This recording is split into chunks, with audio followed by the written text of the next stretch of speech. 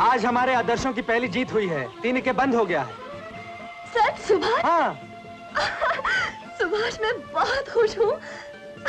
मेरा जी चाहता है मैं दौड़ती चली जाऊं, हर घर को, इन लहलहाते खेतों को, मुस्कुराते हुए फूलों को, इन आवारा बादलों से कहूं कि मेरा सुभाष जी का सेहरा बांध कर आया है, उसका स्वागत करो। तुम्हारा सुभाष? मैंने कुछ गलत कहा क्या? नहीं अरुणा, मैं तो यूं ही मजाक कर रहा था। लेकिन हमारे सामने एक उद्देश्य है। नंदगंज के लोगों की खुशियां वापस करके फिर हम अपने बारे में सोचेंगे। साथ दोगी ना? जीवन के अंतिम दिन तक। अच्छा ये बताओ कि आज तुमने स्कूल में क्या किया? आज आज तो मैं बच्चों को पहेलियां बता रही थी। अच्छा, तो आज इस बच्चे को भी 2-4 पहेलियां बूझने दो।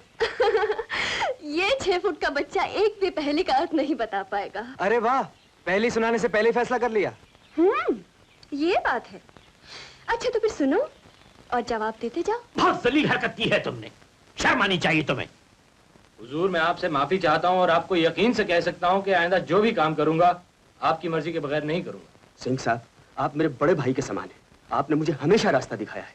आज भी इस नाजुक मौके पर सच कहा है कि बेवकूफ दोस्त से होशियार दुश्मन अच्छा है। इस बार सीजर को माफ कर दीजिए। जो होना था वो तो हो ही चुका है। अभी तक कुछ नहीं हुआ कंचन, जो होना है अब होगा। क्या करना है आप इशारा कीजिए, मैं हाजिर हूं। द्वारका, सबसे पहले तुम ढोंडू राम के नाम 10,000 रुपए का चेक तैयार करो। जी? ये आप क्या कह रहे हैं? ये तुम्हारे ताश का निकाला हुआ सट्टे का नंबर नहीं है, मेरी हार जीत का सवाल है। ये मैं कभी बर्दाश्त नहीं कर सकता कि सुभाष जैसा आदमी मुझे मात दे जाए। सीरत, तुम द्वारका के साथ ढोंडू राम के यहां जाओ, मेरी तरफ से चेक दो उसे और माफी मांगो उसे। जी? आप 10,000 रुपए का चेक भी दे रहे हैं, माफी भी मंगवा रहे हैं। सिंह साहब, आखिर आपने सोचा क्या है? मैंने सोचा क्या है ये वक्त आने पे पता चल जाएगा। शंकर, शंकर, ये सब उतारो। अरे ये सब क्या लगा रखा है? ये सब हटाओ। 10-20 कापियां मशाल के लगा दो। जल्दी करो। आओ जल्दी करो भाई। शंकर, चल तू अपना काम कर। चल। क्या हो गया भाई? किसी ने भांग मांग तो नहीं पिला दी? मजाक छोड़ो। 50 रुपए एडवांस देकर आया था, वो वापस कर दो और आज से कोई दूसरा एजेंट तलाश कर लो। क्यों भाई, बात क्या है? बात बताने की फुर्सत नहीं। अपना मशाल वापस ले जाओ और आज तुम इसे रद्दी में बेचो, समझे? बकवास बंद करो। कांति भाई, आज तुम जिसे रद्दी कह रहे हो उसने तुम्हारा धंधा चमकाया और तुम किसी के बहकाव में आके जो कुछ भी कर रहे हो उसके लिए तुम्हें पछताना पड़ेगा, समझे? पछताना पड़ेगा। जाओ, चलो हटो यहाँ से। अरुणा, मैं तुम्हें अपनी छोटी बहन की तरह मानती हूँ। जहाँ तक तुम्हारे काम का सवाल है, तुमने बच्चों के दिलों पे राज कर रखा है। मैंने सोचा था एक दिन तुम इसी स्कूल को मेरी जगह बैठकर संभालोगी, लेकिन मुझे दुख है कि मैं स्कूल की कमेटी का फैसला नहीं बदल सकती। धन्यवाद। मैं आपके विचारों का आदर करती हूँ और जानती हूँ कि आपको किसकी शय पर दबना पड़ रहा है। जो भी हो, अब इन बातों से कोई फायदा नहीं। ये तुम्हारी तनख्वाह है और ये नोटिस, यहाँ साइन कर दो।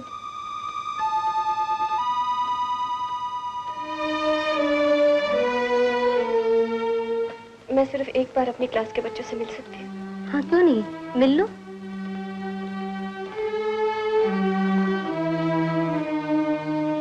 दीदी, तुम हमें छोड़कर जा रही हो? हमें नहीं जाने देंगे। हाँ बच्चों, मुझे तुम सबको छोड़कर जाना पड़ रहा है, लेकिन आज मेरी एक बात हमेशा याद रखना। न जीवन में कभी झूठ बोलना और न झूठ बोलने वाले का साथ देना। अगर मैं यहाँ रही ना तो तुम सबसे मिलने जरूर आया करना। माफ कीजिएगा वकील साहब, आपका ये केस मुझे महंगा पड़ेगा। कल तक तो तुम ठीक थे, किसी ने तुमसे कुछ कहा है क्या? वकील साहब, मेरी भी कुछ मजबूरी है, मुझे आपसे केस नहीं करवाना। लाइए। शुक्रिया। किसी का 16 रुपए का आज नुकसान हो गया।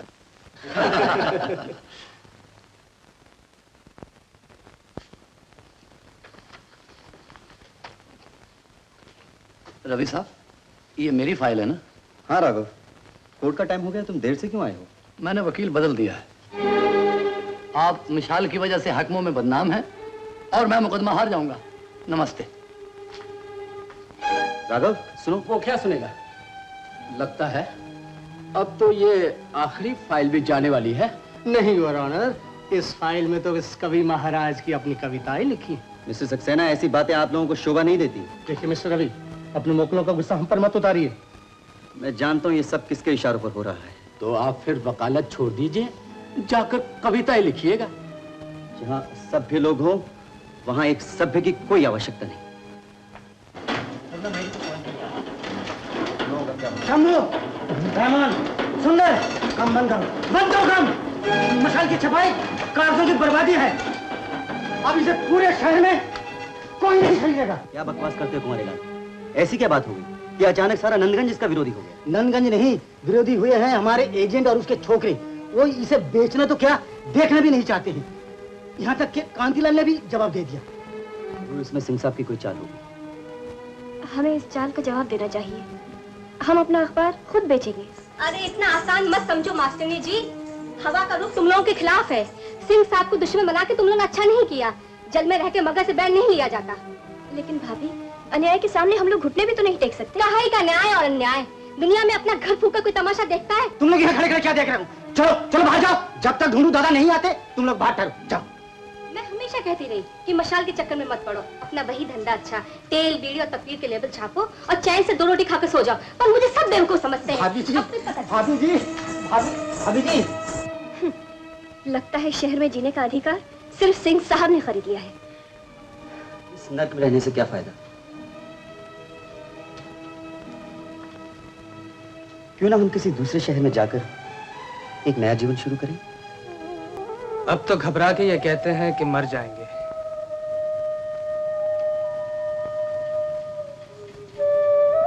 मर के भी चैन न पाया तो किधर जाएंगे? सुभाष। हाँ रवि, मैं हार नहीं मान सकता। मैं अंत तक न्याय से लड़ूंगा। कब तक लड़ते रहोगे? कुंवारी लाल मशाल की सब कापियां वापस लेकर आया है। कहता है एजेंट्स इसे बेचना नहीं चाहते। अरुणा की नौकरी भी चली गई है और मेरी भी प्रैक्टिस बंद सी हो गई है। बस इसीलिए शहर छोड़कर जाना चाहते हो? ठीक है, मैं तुम्हें नहीं रोकूंगा, लेकिन मैं यहीं रहूंगा। मशाल के लिए नए एजेंट तैयार करूंगा और अगर जरूरत पड़ी तो सड़कों में, गलियों में, घरों में जाकर इसे बेचूंगा। इसे मैंने खून से सींचा है रवि, ये बंद नहीं हो सकता। मैं भी अभी रवि से यही कह रही थी सुभाष। तुमने ठीक कहा सुभाष, मैं तुम्हें छोड़कर नहीं जाऊंगा, चाहे कितनी भी मुसीबतों का सामना करना पड़े। रवि, अरुणा, सच मैं तुम दोनों के बिना अधूरा हूं। अब अगर मशाल को किसी चीज की जरूरत है तो वो है पैसे की। इसलिए हमारा बंबई जाकर मुकेश से मिलना बहुत जरूरी है। ये लोग वाकई तकलीफ में है। सिंह साहब के 10,000 रुपए इनको दे देता हूँ, अपना प्रेस बन जाएगा और इनका मशाल भी चल जाएगा। अबे ढूंढू, ये क्या कर रहा है? सामने से हट। तेरा तो सपना था कि बहुत बड़ा प्रेस बनेगा, बोरी बंदर बिल्डिंग से भी बड़ा। लगा दे जाकर किसी आंकड़े पर। अबे 10,000 के 1 लाख मिलेंगे। 10 से इक्का, यानी कि मिंडी से इक्का आंकड़ा भी दे रहा है। फिर तू मशाल को बहुत बड़ा पेपर बना देना। सुभाष को 2,000 पगार, कुंवारे को तरक्की, कलावती को जेवर। ओहो, ओपन का टाइम भी है, जल्दी चलो। छोड़िए ना। मैं मर जाऊंगी। छोड़िए ना, मुझे गुदगुदी हो रही है। यही तो हमारा शौक है। अच्छा, तो एक जाम और ले लीजिए ना। ओहो, फिर तो हम और पागल हो जाए। हुजूर! तुम अभी तक यहीं हो? हुजूर, मैं तो जा रहा था, लेकिन वो रास्ते में द्वारका बाबू मिल गए, तो मैंने कहा कि आप एक बहुत जरूरी काम में बिजी हैं, तो कहने लगे नहीं मेरा काम ज्यादा जरूरी है। बताइए। मैं जिसे देखो कबाब में हड्डी बने हुए है। चंदा तुम अंदर जाओ, मैं नहीं चाहता कि हमारे ताल्लुकात का किसी को पता चले। बुलाओ उसे। द्वारका बाबू आइए। सिंह साहब, मैं बहुत शर्मिंदा हूँ कि आपके आराम में खलल डाला, मगर क्या करूँ कि मिलना बहुत जरूरी था। हालात कुछ ऐसे हो रहे हैं जिसकी वजह से मैं बहुत परेशान हूँ सिंह साहब। क्या बात है? जी मैं टोंडू डार्लिंग। डार्लिंग, क्या मुझे आगरे पहुंचाने का है? शो करो। 3 गुलाम। ओहो। 3 रानी। रानी गए, सब गए। इन गुलामों ने एक ही हाथ में गुलाम कर दिया। बैठो डार्लिंग। मगर डार्लिंग कल का हो गया है। ढूंढू दादा, एक औरत के हाथ से मात खा के जा रहे हैं, अच्छी बात नहीं है। सेठ जी कुछ पैसे दे दीजिए ना। हाँ, क्यों नहीं, बोलो कितने? 10,000। 10? हाँ 10,000। ये लो 10,000 रुपए, और ये रहा कागज। कागज किस लिए? यहाँ दस्तखत कर दो। कोरे कागज पे दस्तखत? अरे दे रहा हूँ 10,000 रुपए, और लेकर रहा हूँ, सिर्फ दस्तखत। ये भी ठीक है।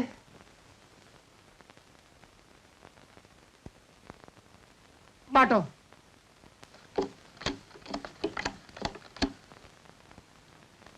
मेरे पूरे 50,000, तुम्हारे 10,000। लाइन में शो। 10,000? हाँ ढूंढू दादा, यही तो मौका है। 10,000 के 50,000 रुपए मिलेंगे। मगर एक हाथ में। अरे कमा लो, फिर ऐसा मौका कहाँ मिलेगा? लगा दो। लग गए। शो। 2 2 5। मेरा भी 5 7 9। तुम्हारी किस्मत, क्या किया जाए। Bad luck darling. अरे सुनो डोंडू, ये तुम्हारा छापखाना है कितने का? छापखाना? क्या बात कर रहे हो? वो तो बहुत महंगा है। अरे तो मैं कौन सा उसे खाए जा रहा हूँ, मेरा पैसा दोगे ले जाना। कहाँ से ले जाऊंगा?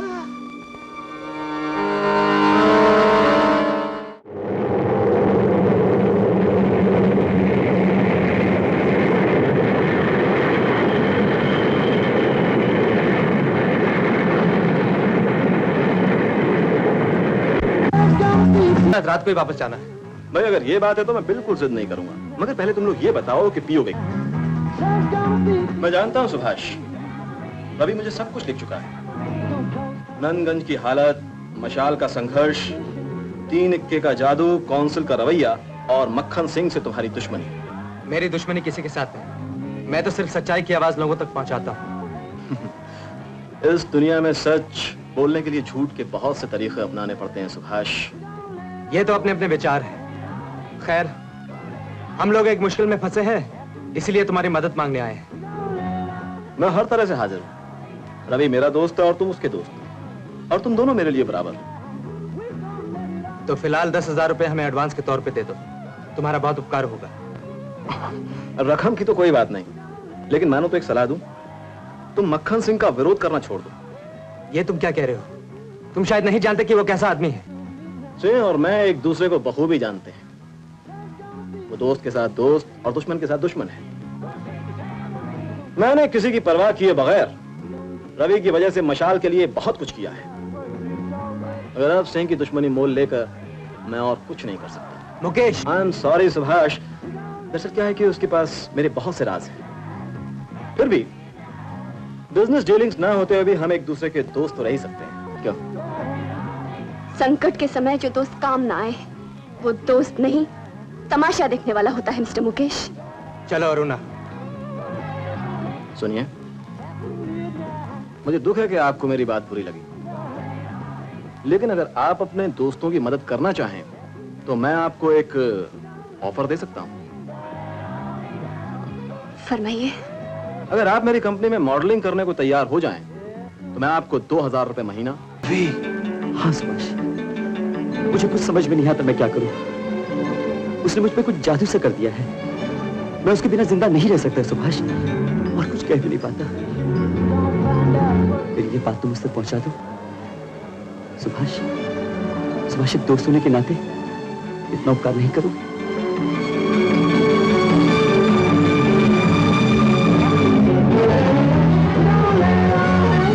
हमारे इस दोस्त ने हमें मदद देने से इनकार कर दिया है और कहते हैं सिंह का विरोध करना बंद कर दो। मुकेश, हम तुम्हारे पास बड़ी आशा से आए थे, लेकिन तुमने हमारी भावना को कुचल डाला। ना सिर्फ दोस्ती को बल्कि इंसानियत को ठुकरा दिया तुमने। शराब खाने में उपदेश और बिजनेस में दया की आशा करना बेवकूफों का काम होता है। रवि, चुप रहो। सुभाष, चलो ना, चलो।